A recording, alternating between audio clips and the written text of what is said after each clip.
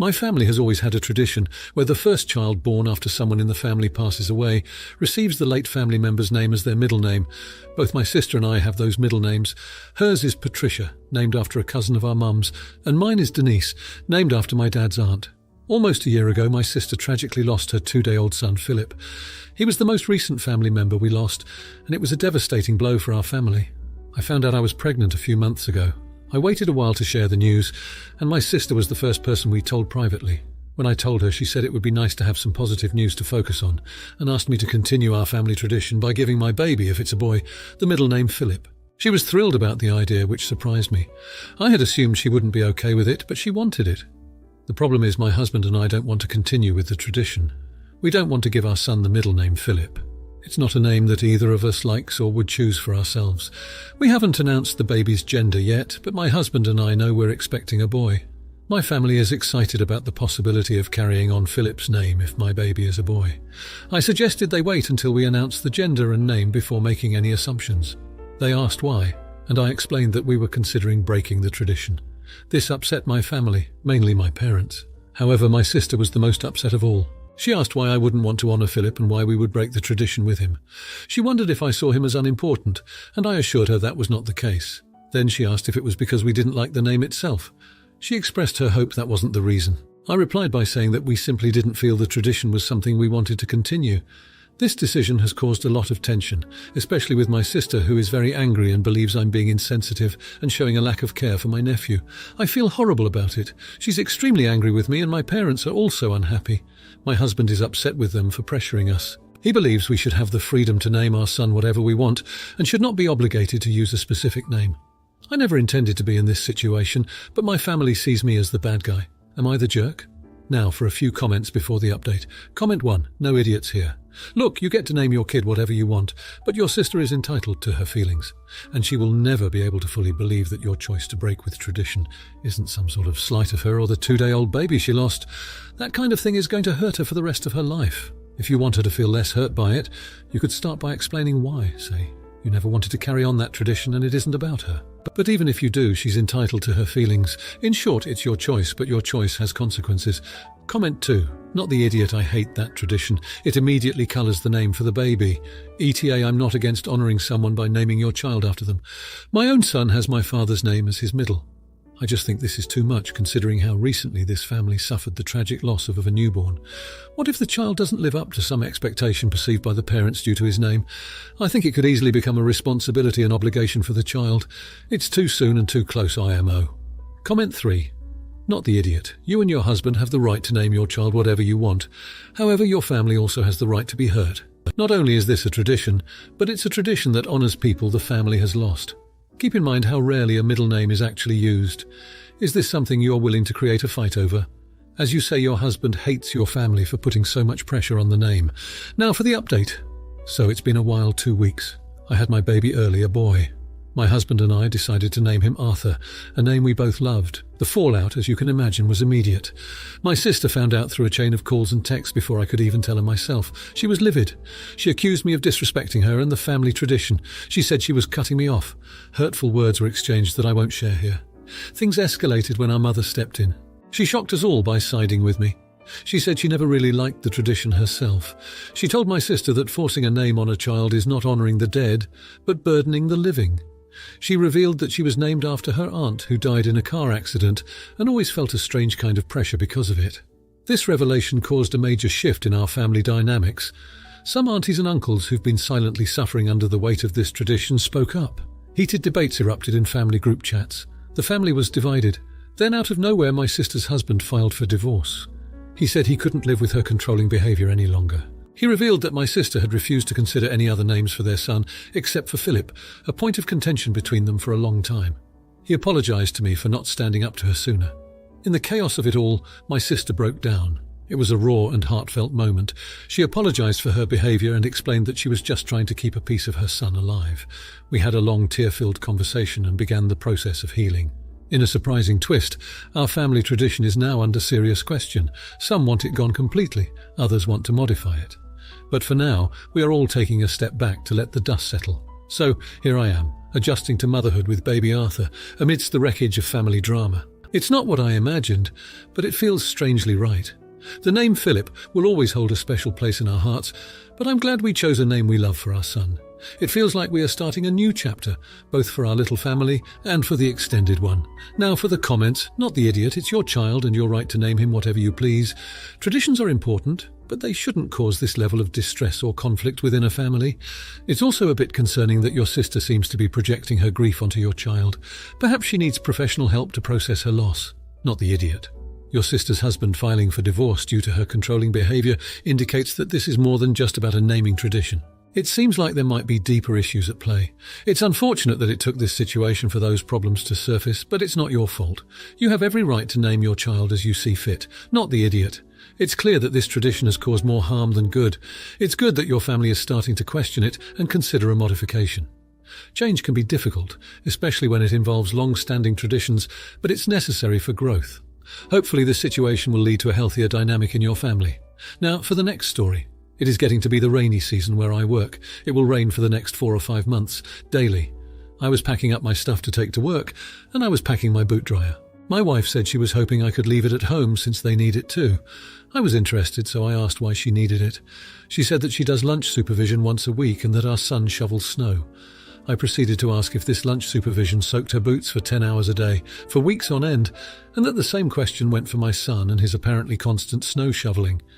She said no, and that I was making her feel stupid and useless by pointing out that I actually need the boot dryer to be comfortable at my job. I feel bad if I actually made her feel this way, but I think an adult should be able to understand that stuff without being told. #edit. It turns out I'm definitely the jerk. As I stated, it takes weeks for deliveries here. There was a package waiting for me when I arrived at camp. My wife had purchased a new, very good boot dryer for me and was trying to surprise me. She didn't want me to lug my old one up. I've already called her and apologised. Now for a few comments before the update. Comment 1. You're the idiot, not for prioritising your need of the dryer, but for the way you think about and speak to your wife. Honestly, a loving partner would be much more sympathetic about saying no. Perhaps you should consider ponying up for a second one, since you all would benefit from dry footwear in the rainy season. Comment 2. You're the idiot. That really just seems unnecessarily snippy and patronising. I don't think you were interested in why she needed it. I think you knew there was no way she had as much need for it as you. You could have just said, sorry, but I really need it, and left it at that. Comment 3. You're the idiot for speaking to her like a dumb child.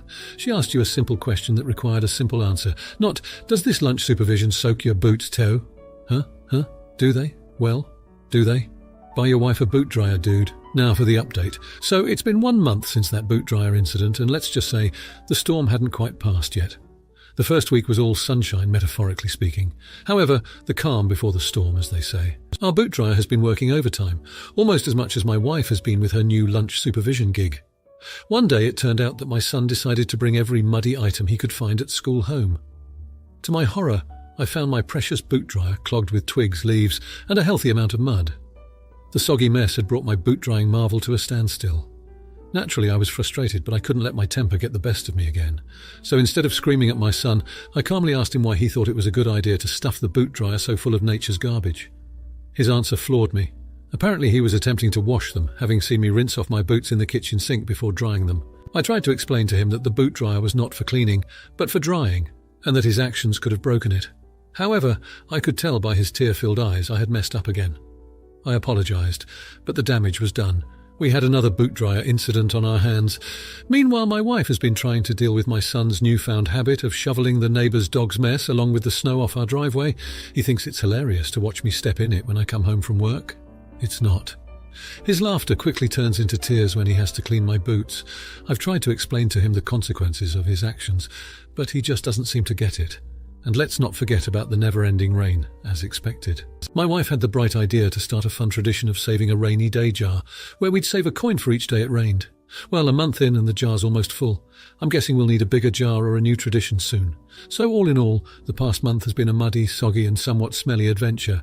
Here's to hoping the next few months aren't as eventful. Now, for the comments, not the idiot. It sounds like you are dealing with a lot of unfortunate incidents, but it's important to remember that your son might not fully understand the consequences of his actions. It could be helpful to have a conversation with him about why it's not appropriate to prank people with dog poop, and why household appliances should be used correctly. Not the idiot, but you might want to consider setting some boundaries with your wife regarding her new tradition. If the jar is almost full after a month, it could lead to clutter or even become a safety hazard. It might be worthwhile to discuss a more sustainable way of keeping track of rainy days that doesn't involve physical objects. Not the idiot, but it sounds like there needs to be a little more communication in your household. Your son needs to understand the proper use of household appliances and the consequences of his pranks. Your wife's tradition is sweet, but maybe there could be a discussion about a more practical way to continue it. Overall, it sounds like a tough month, but hopefully things will improve with a bit of dialogue and understanding. Now for the next story. I am a housewife now. I was a stay-at-home mum when my kids were young, and now that everyone is out of the home, I am a housewife. The moment I met Beth, she has had a problem with me. The first time I met her and I told her I'm a homemaker, she told me that's not a job and it's lazy of me. I met her 30 minutes before that. It comes up all the damn time. They come over for dinner and I mention I am tired and she will tell me I don't work, so how am I tired? I have talked to her and my son before. My husband and I have concluded that she is jealous. It's the only thing that makes sense at this point. I have told her if it happens again, I will ask her to leave, and the comments stopped for a bit.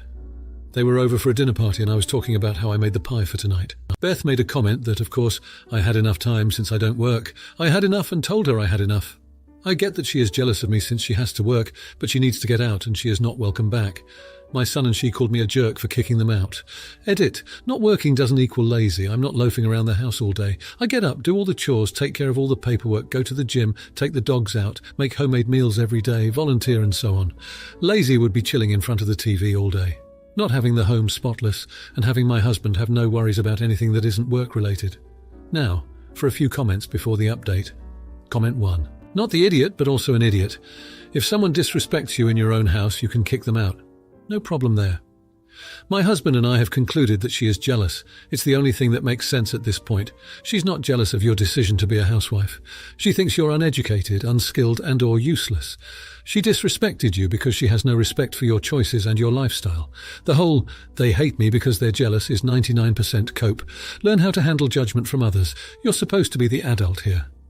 Comment 2. Not the idiot housewife is a hard job, and taking care of them was a great job. If she's jealous and is saying this to try and let your son know she doesn't want to work, she's got to talk to him. Son is, you're the idiot.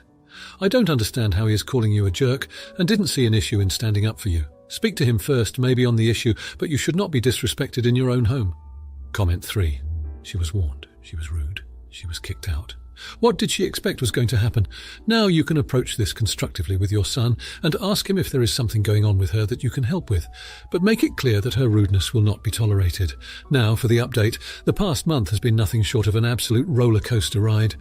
As much as I would have loved to banish Beth from my life altogether, she keeps creeping back in like weeds in a pristine lawn. Of course not without new, even more heinous dramas each time. Beth, it turns out, has started a lifestyle blog, and you'll never guess the topic: homemaking. I kid you not. She's now the self-proclaimed domestic goddess, dishing out advice about efficient housework, fancy meals on a budget, and DIY crafts for kids.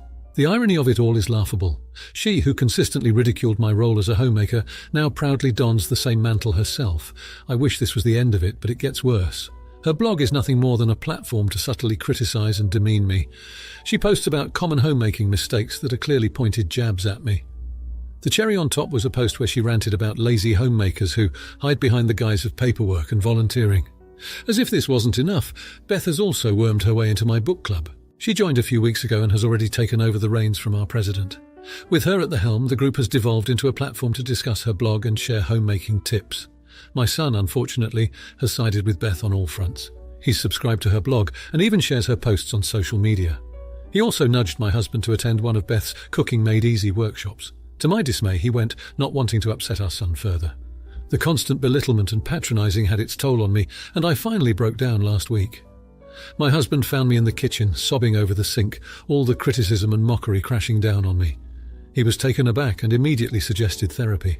I've had a few sessions since then, and it's been helpful in managing my emotions.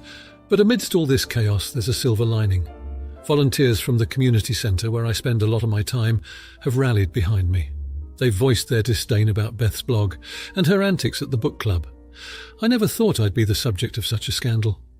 It's been a difficult month, but I'm managing. This isn't the end of the Beth saga, but I'm learning to cope. I know now that I don't need to justify my lifestyle to anyone, least of all to Beth. I'm choosing to stay strong, for me and my family. Until the next update, wish me luck. Now for the comments. 1. Not the idiot. There's absolutely no reason for you to tolerate this level of disrespect and bullying in your life. Beth's actions are a reflection of her own insecurities, and in no way should it affect your self-worth. Also, it's concerning that your family is not seeing this situation for what it is. You might want to communicate your feelings more explicitly to them, and consider setting boundaries with Beth, too. Not the idiot, you're definitely the victim here. The fact that Beth is using her blog to demean you is completely inappropriate, and it's sad that some people close to you are falling for her manipulation. It's commendable that you're seeking therapy to cope, and remember, you're not alone. The support from volunteers at the community centre is proof that you're appreciated for who you are. 3. Not the idiot. It seems like Beth is thriving on creating chaos and negativity in your life, and it's not fair to you. It's important to stand your ground and not let her belittle your lifestyle. It's great that you're utilizing therapy to manage your emotions. Maybe it's time to consider a new book club, away from Beth's influence, where you can enjoy your interests in peace. If you liked this video, you'll probably like these too. Also, while you're here, please consider subscribing. It's your support that keeps this channel alive and allows me to make better and longer videos. Have a great day.